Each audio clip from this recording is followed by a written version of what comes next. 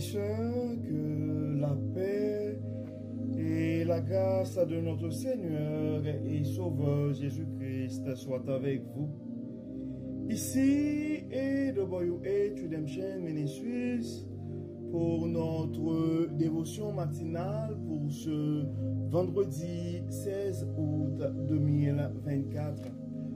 Toujours dans la mission de vous accompagner semaine après semaine, journée après journée, réveil après réveil, sur le chemin du royaume de Dieu.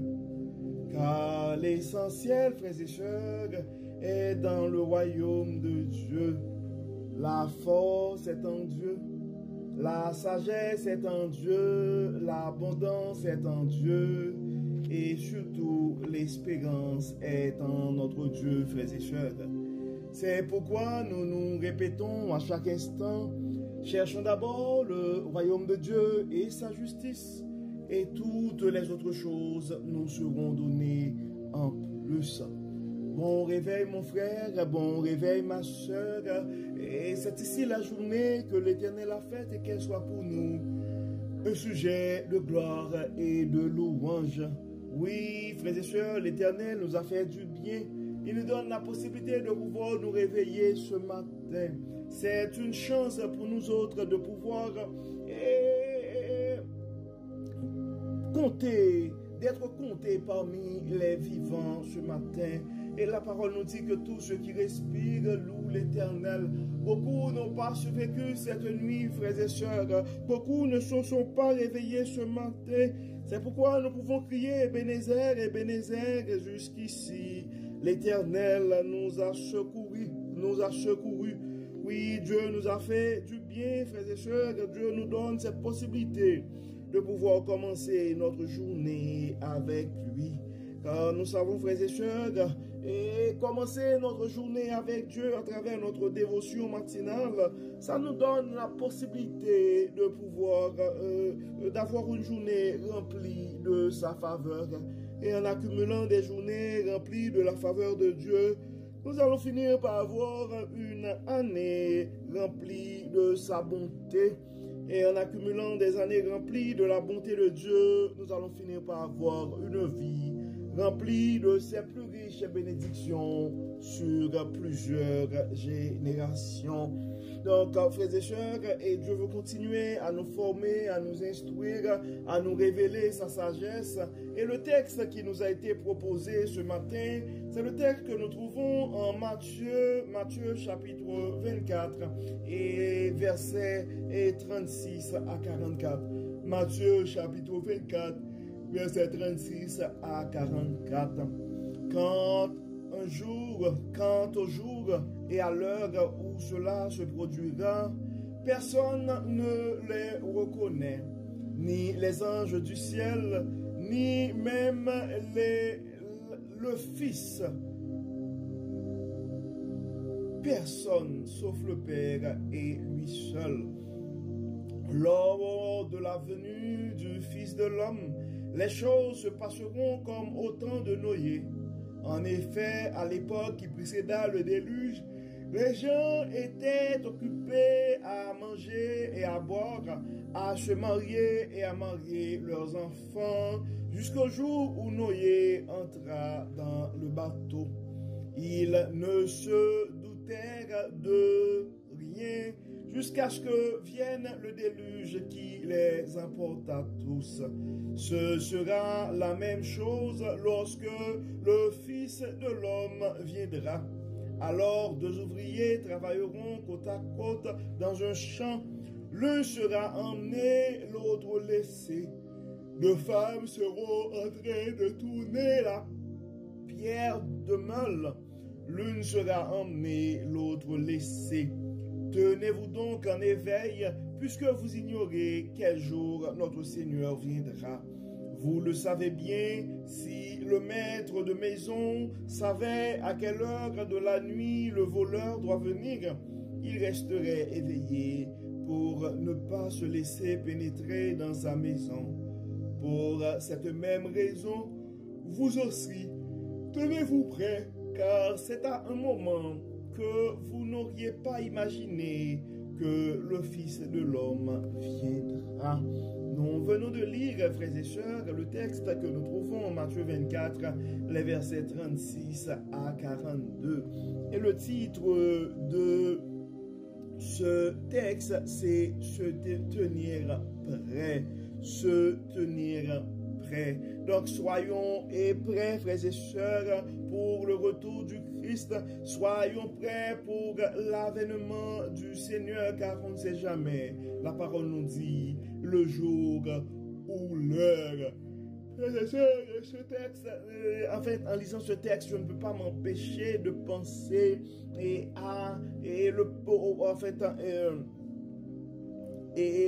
en fait, il y a, et vous vous rappelez de l'histoire c'est quand même, c'est une parabole des vierges et des 10 vierges.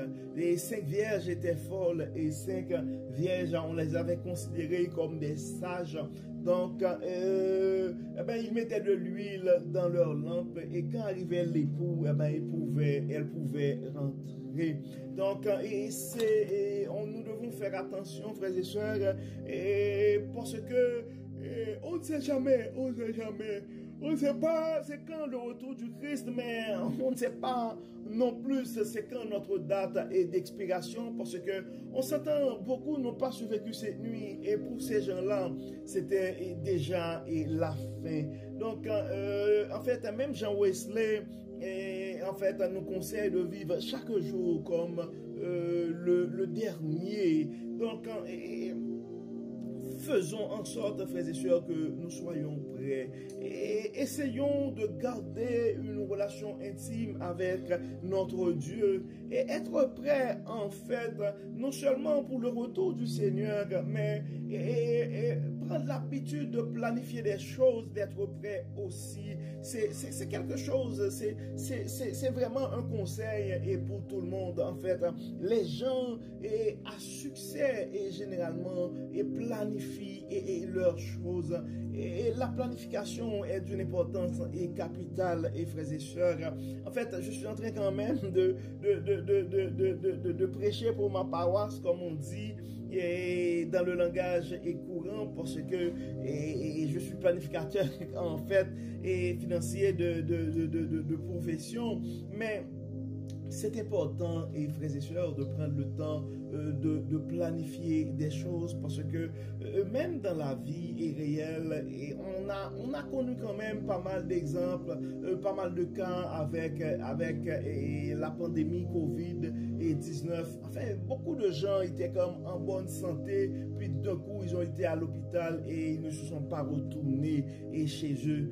Donc, c'est pourquoi, frères et sœurs, des fois, il y a certaines choses qui n'ont pas été planifiées, donc ça pourrait causer non seulement du chagrin pour le départ de notre cher, mais ça pourrait créer aussi d'autres préjudices et créer d'autres problèmes pour d'autres familles. On voit des fois, même dans nos églises, un décès arrive, et le conjoint survivant ou la conjointe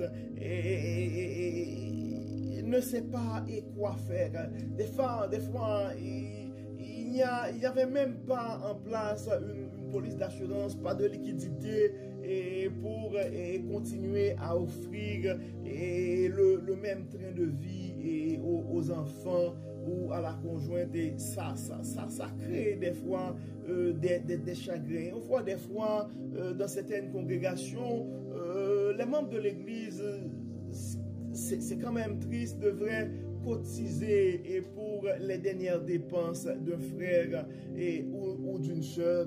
Donc, c'est important, frères et sœurs, de penser à planifier nos choses.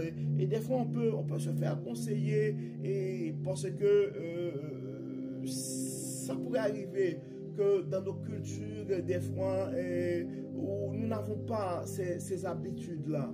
mais c'est important de planifier les choses pour notre vie et courante pour protéger les membres de notre famille. Mais nous savons, frères et sœurs, et la plus grande et la chose la plus précieuse que nous avons, et c'est notre âme, car la parole nous dit que sert-il à un homme de gagner tout le monde s'il perd son âme. Donc nous devons nous tenir prêts, nous devons nous préparer pour le retour du Christ. Et frères et sœurs,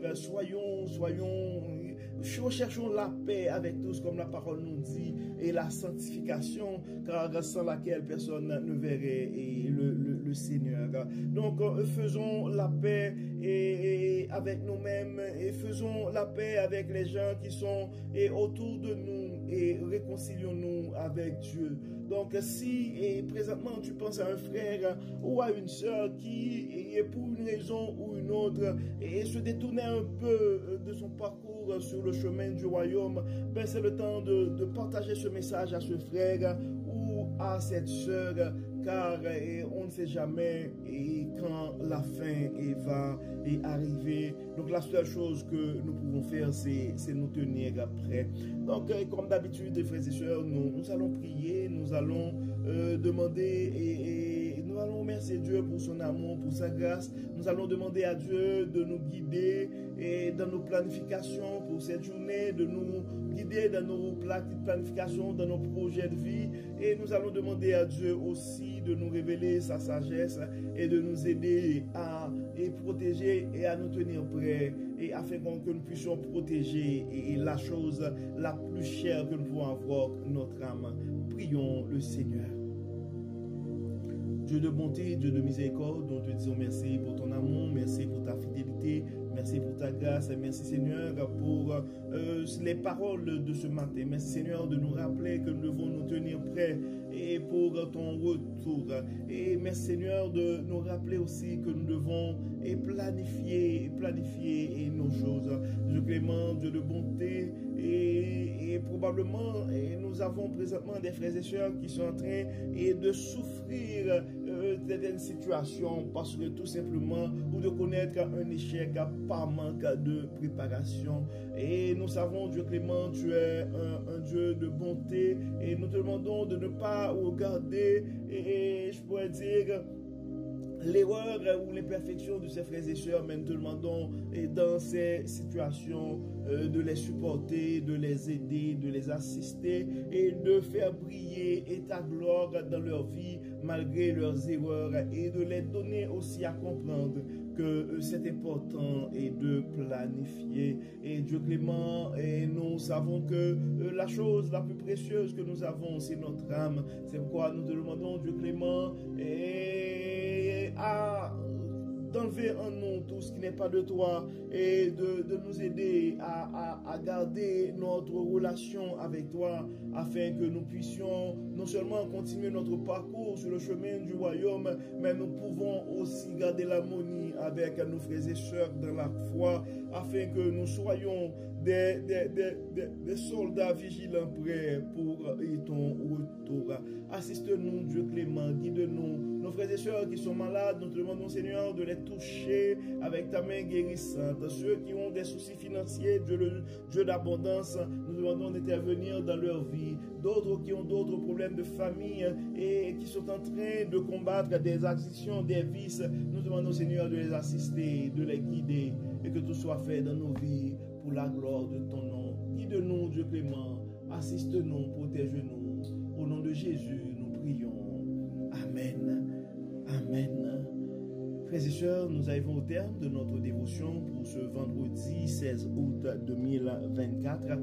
Nous espérons que votre âme a été bénie, et d'ici là, nous vous souhaitons une excellente journée sous le regard du Dieu Tout-Puissant. Bon vendredi et à demain. Bye bye.